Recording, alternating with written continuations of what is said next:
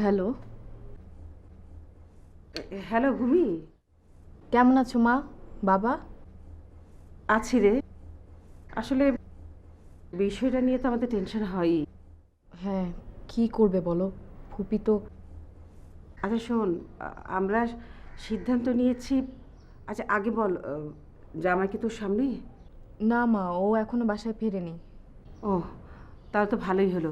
আচ্ছা শোন, আমরা সিদ্ধান্ত নিয়েছি বিষয়টা নিয়ে তোর শাশুড়ির সঙ্গে কথা বলবো, অনুর শ্বশুরকেও বলবো। তুই কি মনে করিস? আমি কি বলবো বলো? আমার মাথায় কিছুই কাজ করছে না। বললে কি হবে, আর না বলেই বা এভাবে কতদিন? আসলে চাইলে তুইও কথা প্রসঙ্গে বলতে পারিস। আচ্ছা মা, আমার মনে হয় তুমি অনু আপির সাথে কথা বলো। আর আনিস ফিরুক অফিস থেকে, পারলে দেখি আজই বলবো।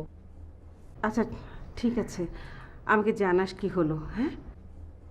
ভালো থেকো মা, আর বাবাকে টেনশন করতে মানা করো। রাখি। ঠিক আছে, রাখছি।